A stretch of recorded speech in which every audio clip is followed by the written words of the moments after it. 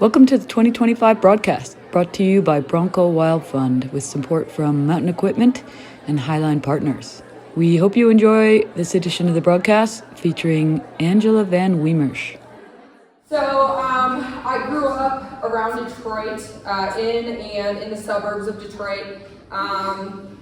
I grew up athletic, but not in the outdoors, more like sports things. And so I started going to college when the recession hit in 2009, and everybody wanted money. It was just exhausting. It was like, you want to go to college? You need money. You want to do sports? You need money. And I kind of freaked out. I was working at Olive Garden, and I wasn't making that much money. And I couldn't go back to school because actually when the housing market collapse happened in 2009, they didn't give private loans for 1 year. Now, if I was a normal person, I would have waited 1 year and went back to school. But instead I freaked out and got on a bicycle and rode 1,500 miles and had never camped before. I had a full face of makeup, and it was a whole thing. So at the end of this bike tour, I met a bunch of people that were hopping trains and hitchhiking, and they explained to me that you didn't need money to do life. So I thought, maybe I can just hitchhike and I can travel and see the world, and I don't need money to do it. So I hitchhiked for 4 years across North America, and I went from the Arctic Ocean to the Panama Canal. I hitchhiked on boats and trains and cars, and it was amazing, and everybody I met directly influenced my life. And I've told this on a lot of slideshows, but someone here probably knows Courtney. One day I was hitchhiking through California, and there was a guy named Courtney, and he picked me up, and I said, I want to live in a mountain town. And he's like, do you ski? And I was like, I'm a snowboarder. He's like, Black Diamond? I was like, Blue Square. And he was like, oh no, you can't actually live all these places. He's like, do you ice climb? And I was like, no, but I really want to. I've seen it in Nat Geo. It looks so cool. I would love to ice climb. And so he said, you should move to Ouray, Colorado. So I said, all right, moving to Ouray, Colorado. So I hitchhiked to Ouray. And I started ice climbing, and then it spiraled into 12 or 13 years of doing this. So anyways, I'm very grateful to Courtney. Courtney changed my life. A lot of other people changed my life. But I've been just doing this thing, climbing, working. I work in rope access, high and low construction. And I have just been doing the best I can to go on these big mountain trips and finance my life and figure it all out. So this trip was really cool because I went to Mexico on a climbing trip, and I had an objective, and I met these other girls that had an objective too, and we all just totally hit it off. And by the time it was time to leave Mexico, nobody wanted to leave. We were we are bonded, we are a unit, And so they had been planning a trip to Greenland, and very funny, before I even climbed, I had all these cutouts of Greenland from Nat Geo in my journal. And I had all these fish, and I had all these pictures of all the boats and the icebergs, and I had written this whole saga about, Dear Diary, I really want to explore the world. I want to go to Greenland, but I don't know how to do it. I don't know who these people are. I don't know how you end up in Nat Geo. I just don't know where these people are. And so a couple months after Mexico, I got this call, and they were like, girl, you're coming to Greenland. Let's go. And so I dropped everything I was doing. I went to Greenland. So this is a little presentation. There was 3 girls, 3 boys. We did 59 days in Greenland. We paddled from point A to point B, and you'll see, and we were trying to establish new climbing routes along the way. We ended up just paddling forever because there was terrible rock for most of the trip. And then at the very terminus of the whole trip, there was a really good rock climbing. So it was kind of hilarious because you could have just flown into that, you know what I mean? But we had an adventure. So anyways, it was actually so funny. Let's see. Okay, Rob made this trip possible. All these brands did. Really, really grateful. These trips are so expensive. Sometimes I feel really guilty about it because it seems like an absurd way to spend money. But some of the experience I have in the outdoors mean more to me than anything I can think of. So I'm really appreciative of all the support. Let's see. Okay, so Bronwyn, Jacob, Jaron, Kelsey, Zach, and me. I was the only non-Canadian, so I was very honored. They're really great. I brought a film camera with me that Jacob, actually, he's like the mathematician and like very pragmatic. He was just like, this camera's 4 pounds, I hate it, like stop. And I took all the black and white photos I took with my film camera and I love them, but he loves them too now. Greenland, very big. It's huge. So those arrows kind of shows our route. So the bottom arrow is where we start, middle arrow is where we actually launched from, the top arrow is where we went. It looks really small on Greenland, but it ended up being, I think it was like 430 kilometers or something. It was still a long ways. So we landed in Ilulissat, which is where the airport is, and then we have to take a boat all the way through here to Umanak. And that boat ride was like 9 hours, and we flew indirect and we like didn't sleep. And so everyone's super strung out, and the pilot's like crashing into icebergs. And we're just like, is this normal? And he's like, oh yeah. This is what I look like after the trip. Anyway, so this is Umanak, incredible little town. Really incredible people, and I wish I had more time. I would tell you all about the culture. They welcomed us into their home. It was very heartwarming. There was cute huskies everywhere. This is Kelsey. This was where we camped when we were getting our gear ready. So we had shipped all of our equipment 5 months prior on a cargo ship. So when we got there, it actually hadn't arrived. They were like, yo, the ice didn't break up, your shit's not here. And so we had to just like wait till the boat came. So we went and we experienced this like amazing feast with the locals, and eventually our big ship came, and they ran into the iceberg on the skip like this amount of time. Anyways, so really cool. It was the first ship of the season, and all the folks that live there year round, they basically eat like dry goods and rations until the first barge comes in. So this barge was really amazing. It was almost like, it felt really special to be part of like the local community. Everybody was waiting to get their treats. So somebody got a boat, look at that, new boat. So they got a boat, and they got, fresh fruits and veggies. And this is us packing. You can see lots and lots of preparation because we were self-supported this whole time. With the caveat that we had our Big Wall Expedition gear shipped north. So we had 1,000 pounds of climbing gear and food to make it through our big journey, and then the portaledges and the haul bags and a lot of static line was delivered further north via a big cargo ship. So this is seal. We ate a lot of seal. And this was our last dinner before we departed. Oh, and these are the cute huskies. I just wanted to show you. That's a shot glass. Anyway, so these are our climbing objectives, and we were kind of pouring over things, and this is stuff we had seen from other expeditions and Google Earth and stuff like that.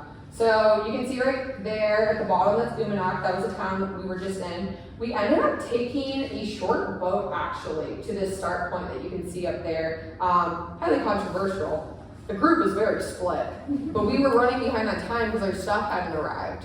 And so it was ultimately decided that we would like save 5 days of paddling and get a little boat ride. So we started there. And then within the first 24 hours, our boats all ripped. So that was cool. And we started to panic. But I have a sewing background, so I felt really capable, and I was really excited to sew boats. And my friend Zach sewed boats too. He was very good. So we get the boats working, and we find out that because we had so much weight, we were inflating our PSI way too high, and that's why the boats were ripping. So we dropped the PSI, we got it all dialed, and we didn't have any issues the rest of the trip, which was great. So we were going by a bunch of icebergs, and we wanted to have fun and play on the icebergs. Here we are, Iceberg Olympics. We are on a very narrow ridge with a very aqua blue ocean pool. Round 3 of Iceberg TV! Okay, anyways. Super fun, very fun to climb icebergs. This is Kelsey. She is the one who I shared a tent with for 59 days. She's so amazing. Like when you go on these big trips, it like brings out the absolute worst in people. And Kelsey, for whatever reason, best version of herself. Just holding it down. And so I felt so lucky because we just like laughed every night. This is Zach. Zach's amazing. Zach, very early in on the trip, decided he hated climbing and wanted to be a fisherman, which was amazing. We were like, yes, climbing's ridiculous, go catch fish. So we had like a lot of fish. It was super cool. And this is Jaron. Jaron was our trip photographer. He's super lovely, hilarious, like so funny. So this is kind of what it looks like every day. Pack up, set up camp, do it again. Stuff everywhere, haul bags everywhere. Icebergs, amazing. This is one of my favorite pictures. So the icebergs roll. And you never know where they're gonna roll. So it was very fun. We called it Iceberg TV. They roll over and you know. This was maybe one of the only nights that we bivvied out. I convinced everyone that we needed to sleep under the midnight sun, and everybody was cursing my name because we got like attacked by mosquitoes. But we were in tents every night, and I was like, you guys, we're in Greenland, we must experience it. You can see Jared passed out in the smoke. Zach was demoralized. There was a really big section, so we went up a fjord, and then there was a really big overland section, and it took us a week to cross, and because we had 1,000 pounds of gear, we had to carry it 3 times. And so this is a really cool light leak on my film camera. It just happened to be that way, but that's us like schlepping loads across, and it was, we got really lucky. The terrain was not nearly as bad as it could have been, but it was pretty demoralizing. Like everyone was like not psyched. Jared, his mac and cheese, his favorite meal of all the meals that we cooked. Jared's birthday, we brought balloons and had a party. This is Kelsey, my roomie. So yeah, that's kind of, all these photos are just kind of like our adventure. And then as this trip progressed, we finally crossed that big land crossing. And once we got to the other side, the rocks started to get much better. So, let's see, we're almost there. And these are Jaren's photos. Oh, that's Zach being defeated. We had a pizza night. That's the night we slept out, but everyone's mad at me. That's sculpin, not that good of a fish, but before we got to the other side, it's all we could catch. So yeah.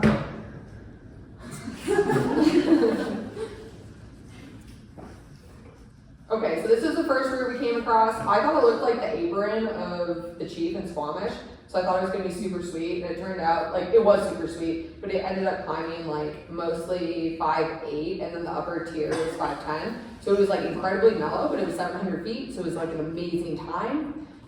We loved it. So me and the boys did that, and then the other 2 girls went with Jacob to do another route. And now this is kind of the segment of the girls' trip. So we got to this like known formation called the Red Wall, and there's a lot of amazing climbers that have established routes on it. And I kind of spotted a route to the far right that was like, looks a little contrived, but maybe we can throw something up on here. And so me, Kelsey, and Ron went out to do that.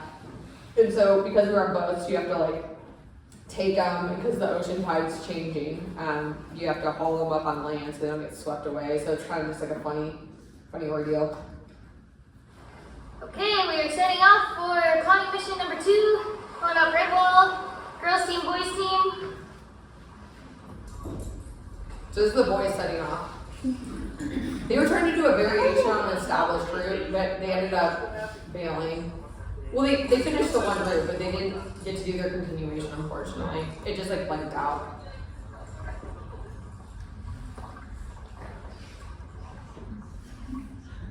Alright, see you later, boys. Hey, see you. Good luck. Have fun. We're out of here. Here we are, paddling up to our wall. Let's try and climb this thing. So yeah, that's about Our takeout was a lot easier than the boys' takeout. We've got some ledges. Got to use an ice axe. That's how we clean the vegetation out. Nice run.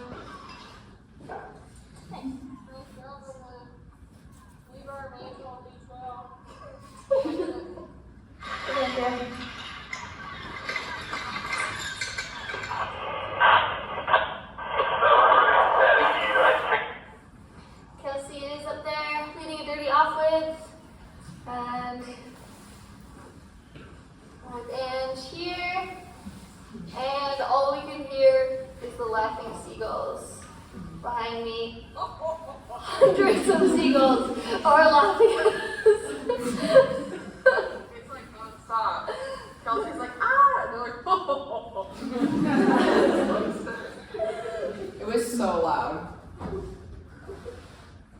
You could barely hear it, but it was deafening. Like you couldn't focus because it was so loud. So this is the sickest top rope footy of the whole trip.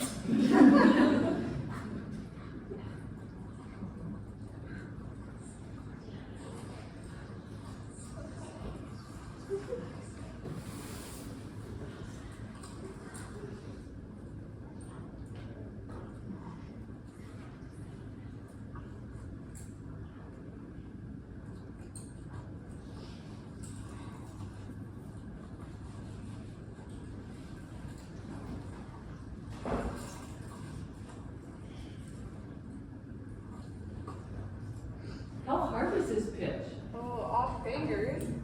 Mid-11? No, I don't want to ring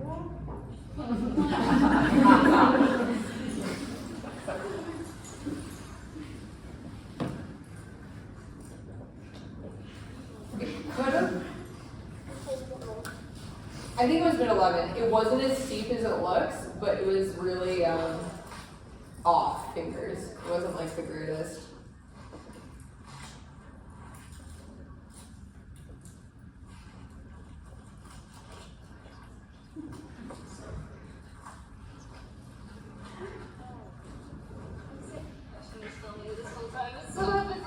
It was definitely one of the best pitches of the whole route. Oh!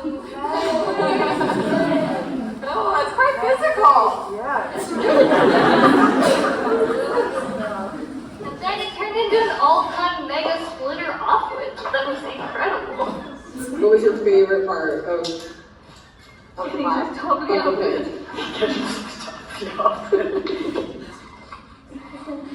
So this pitch, I ended up going to 8 at some point, and we were able to free it. Kelsey, why didn't you want to put on your puppy jacket? So that pitch that I had started up, I ended up 80, and then I hand drilled a bolt, and both Bronwyn and Kelsey climbed like, I think Bronwyn's already done 14, Kelsey's in the 13s. They were both taking like huge whips off this thing for like hours, and we were like, all right, I think it's harder than 12D. We should probably move on. So that's where the A0 comes in. But anyways, nobody freed that move.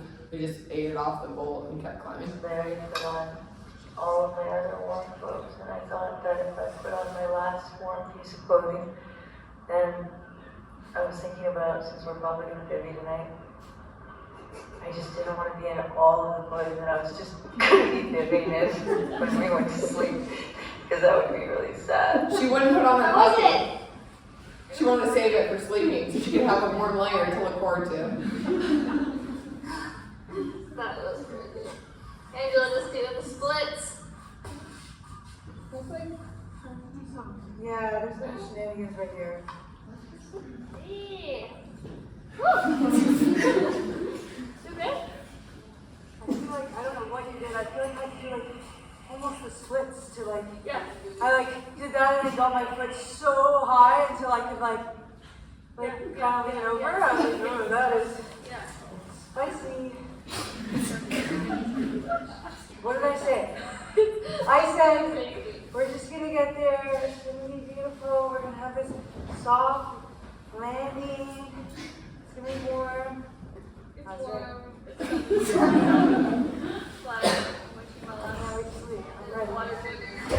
the water trip? Oh my god.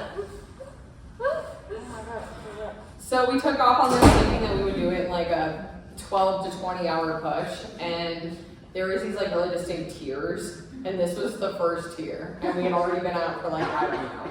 So we ended up naming the route Time as a Construct because we were in the Arctic, the sun never set, and so we never knew what time it was, and the sun was kind of just like doing this around, and we never looked because we were just like, we just gotta keep going. Weather's not coming, we just keep going.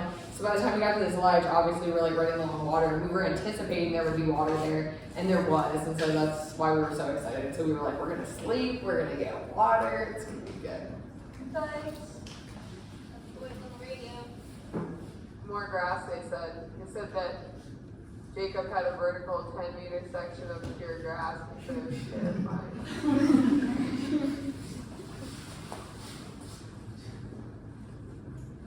That was our sweet baby. So that's the reason why they're coming in tomorrow. Bottom climbing. Look at that clean crack of vegetation. Okay, so an update here. I think we've committed to trying to get to the top. Hey, Chelsea.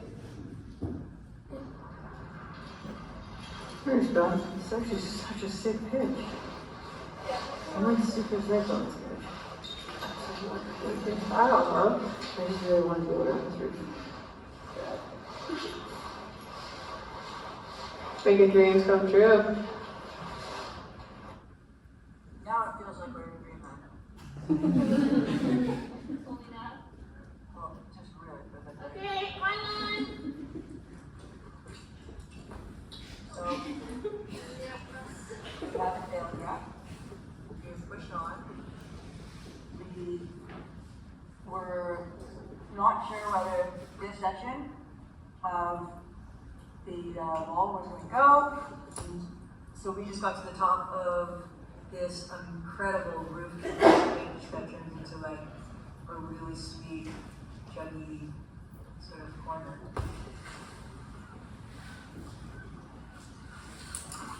Okay, real quick.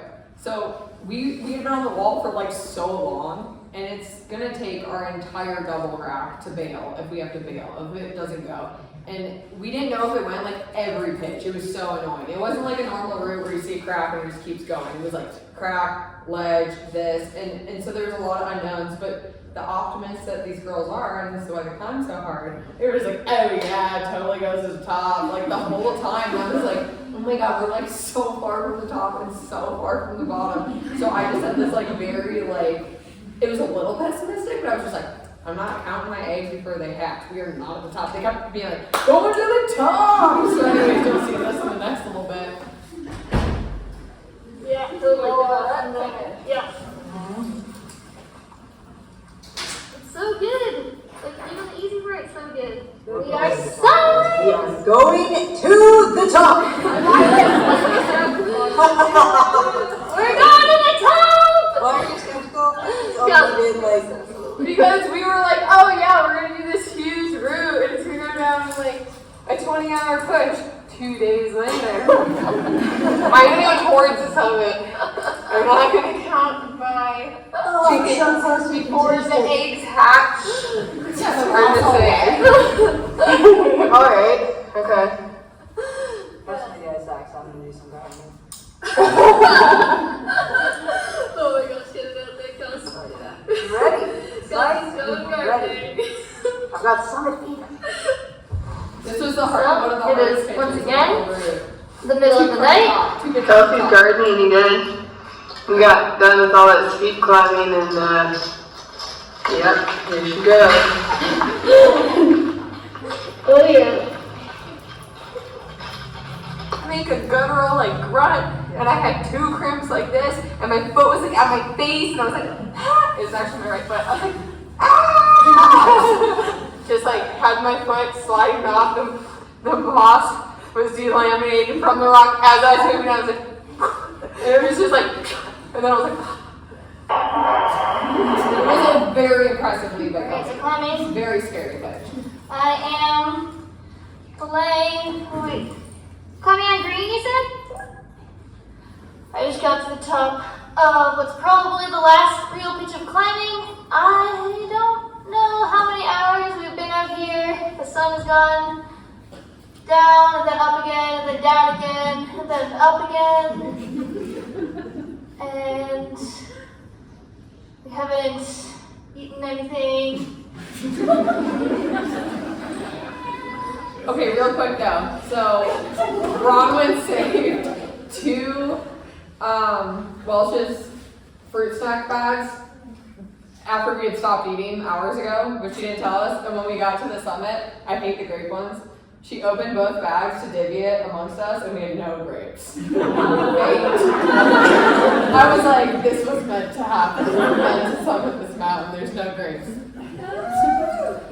Where are we, Angela? We're at the top! We're at the top!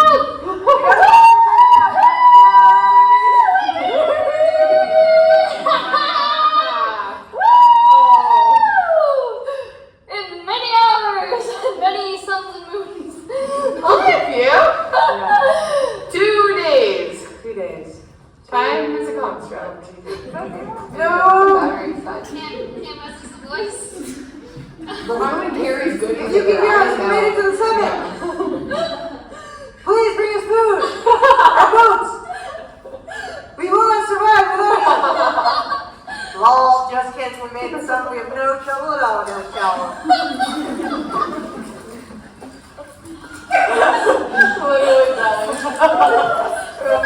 It's so nice to see icebergs again. I miss the iceberg. We saw one all day. All day. Yeah, there was one, but I like a lot of icebergs. Yeah. I like more bergs. More bergs is always better than less bergs. Time is a construct.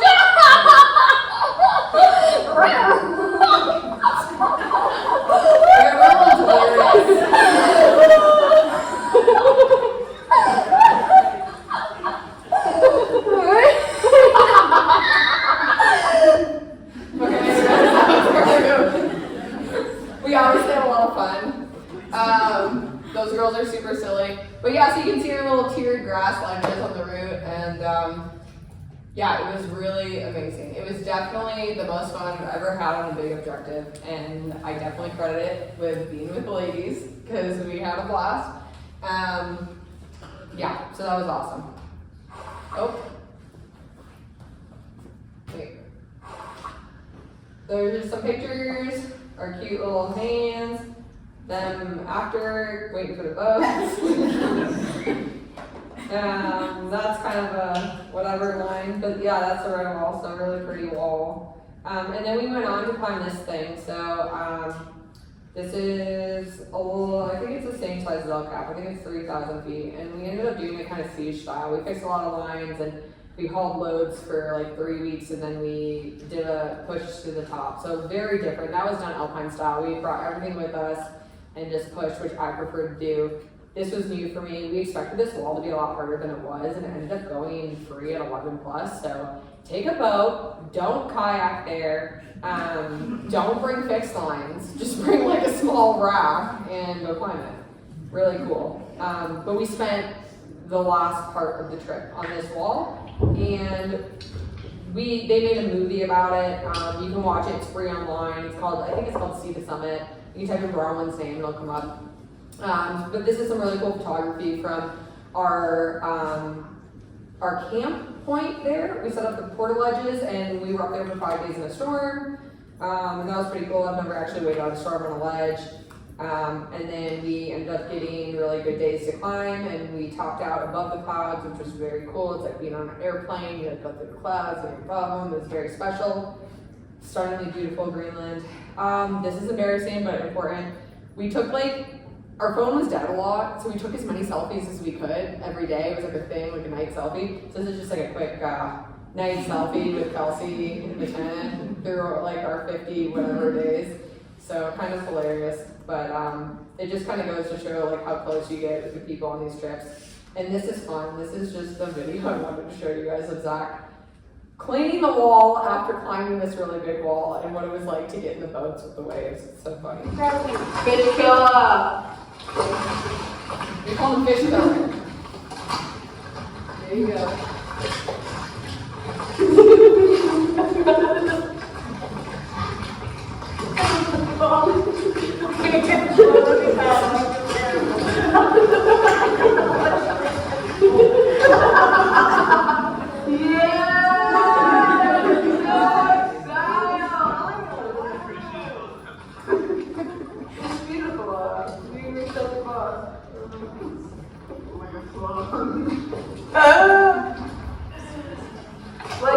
Like a swan, the fish pillar enters his vessel from the big wall above.